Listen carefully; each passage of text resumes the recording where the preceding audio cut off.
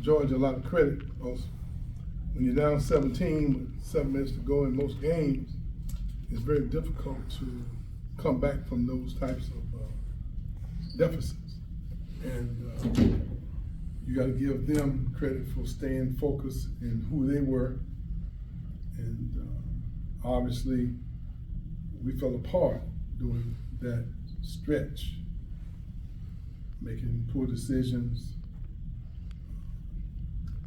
not meeting the ball, trying to make home run plays. This says a lot about the progress we have to make in order for us to be, a successful basketball team. In other words, you work hard to get the lead up to 17. 7 minutes to go. Normally, you are able to close those out, and we showed our lack of cohesiveness during that stretch. We made decisions that we not have been accustomed to making. And, we've taken a lot of pride over the years of being a team that been able to win a lot of close games. I think we hold some kind of record with winning a close game. But today, we have to give them credit because they drove to the basket, made layups, and kicked and made some threes. Whereas during that period when we were up, it looked like we didn't make good decisions. It looked like we wasn't sure of how to do that. We seemed as though once we started making mistakes, it kept mounting. Hopefully this will be a lesson that we can learn from. You don't ever like to blow a lead in a game that's very, very important. That first year of the ACC, SEC competition, you want to do your part and being competitive enough to hold your end of the bargain. The day we didn't do that, and I thought that they did a great job of just playing to who they were. And they were a team that drives and kicks. And we didn't contain the dribble. And then we also gave up some buckets there at the end. We had some equal opportunities under the basket, and we didn't finish our plays, and they finished theirs, and their lives are very disappointing. Defensively, how do you fix the issue of teams being able to drive so effectively to the rim against guys? Well, it's obvious that we've always been accustomed to having good rim protection. That's not one of our strong suits right now. So we have to do a better job of containing the dribble with the dribbler. We've always had someone to alter or deter and possibly even block shots in the middle, in the lane. And that's not who we are, this edition of our team. It's the first time Gain has played, and he's a tremendous rim protector. But now he hasn't played since last September. So now we got to get him back into the groove. Cam Cohen, it was a game time decision, and he wasn't. Deontay's given us really as much as I think he can give us, and he's really more of a small forward than he is a post man. So we avoid that, which means that we have to do a better job containing the dribbler, because we don't have those rim protectors that we've been accustomed. So we have to do a better job of handling the ball. We got to do a better job of making good decisions. So not only was it defensively, but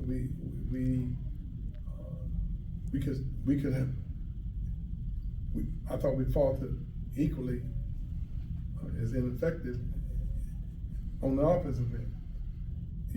Obviously we had the lead in the second half, but we're the same team that only scored 25 points in the first half.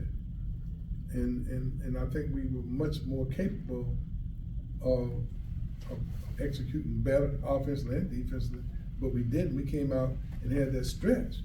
But it seemed though we were moving the ball, attacking the basket, getting the kicks, getting uncontested shots for our perimeter guy. But then once we got the lead, And I thought they tightened up a little bit. And our press offense has been so good down the stretches over the last number of years that we were unnerved, I thought, when they started full court pressing us, and we became extremely tense. In situations like that, when you need somebody to step up and make a play, get to the line, and knock down free throws, is that something that these experiences lead somebody to step up in that role, or how do you get there? There's no doubt about that. We need somebody to take control during those periods, and you just have to go make plays.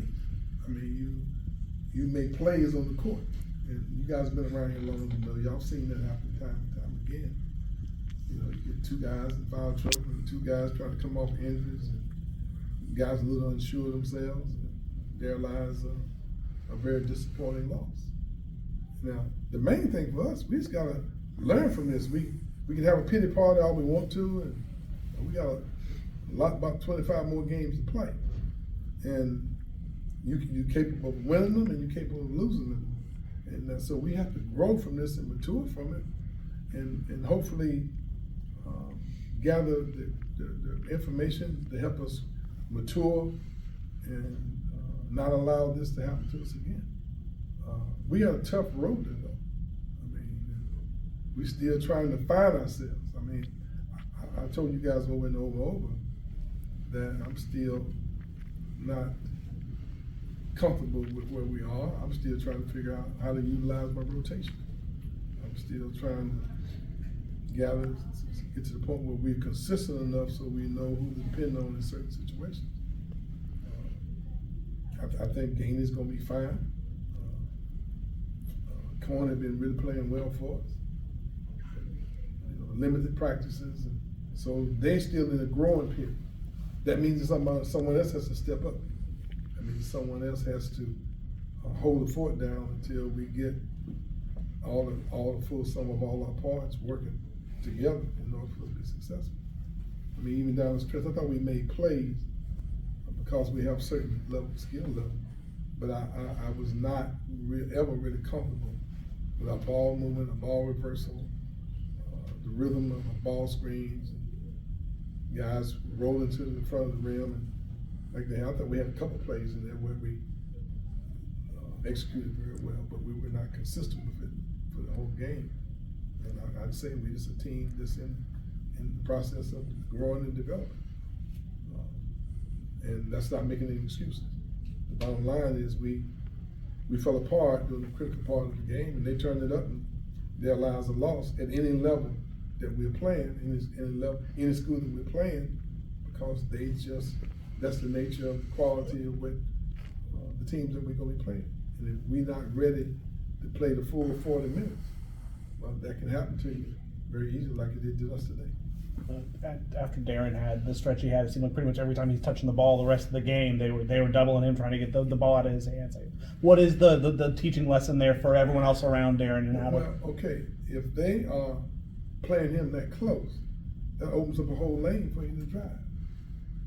And so, if they're going to play perimeter shooters that tight, and we not have those opportunities, then there are other parts of the game that are available. Obviously, we're not the team that can throw it to the paint like we have been.